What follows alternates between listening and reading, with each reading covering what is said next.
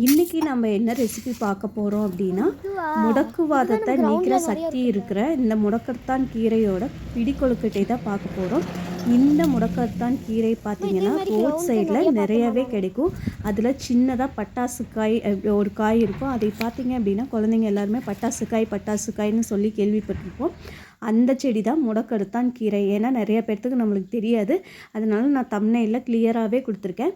யாருக்காவது வேணும், அதோட பிக்சர் வேணும் அப்படின்னா கமெண்ட் பண்ணுங்கள். நான் கிளியரான பிக்சர் நான் போடுறேன்.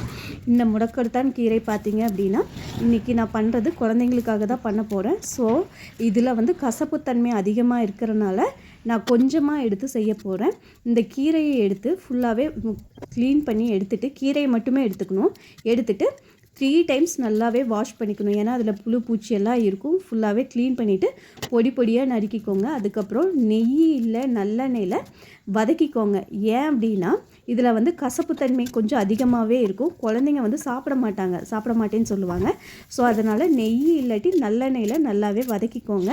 தென் அடுத்தது ஒரு மிக்ஸி ஜார் எடுத்துக்கிட்டு அதில் ஒரு வரமிளகா, ஒரு கைப்பிடி தேங்காய் துருவல் அண்டு பச்சரிசி எல்லாமே போட்டு அரைச்சிக்கோங்க. அதிலே முடக்கத்தான் கீரையை வதக்கினதையும் போட்டு அரைச்சிக்கிட்டு, அதுக்கப்புறம் கடுகு, கடலப்பருப்பு, உளுந்தம்பருப்பு கொஞ்சம் போட்டு ஃப்ரை பண்ணிவிட்டு, அது கூடவே நம்ம அரைச்சி வச்சுருந்தோம் இல்லைங்களா, அந்த அரைச்சி வச்சுருந்த பச்சரிசியும் எடுத்து கலக்கிக்கோங்க.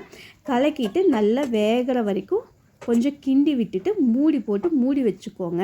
அதுக்கப்புறம் பார்த்திங்க அப்படின்னா கொஞ்சம் ஆறுனதுக்கப்புறம் எடுத்து நம்ம பிடிக்கொழுக்கட்டை பண்ணிக்கலாம். இதில் பார்த்திங்கன்னா நம்மளுக்கு கலரே கொஞ்சம் டல்லாக தான் இருக்கும். ஏன்னா நான் கீரை கம்மியாக தான் போட்டிருக்கேன்.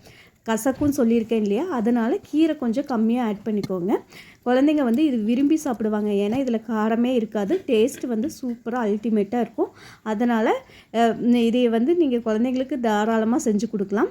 பார்த்திங்க அப்படின்னா நல்லா பிடிக்கொழுக்கட்டை போட்டுட்டு ஒரு 10 மினிட்ஸ் நம்ம ஆவியில் வேக வச்சு எடுத்துக்கலாம்.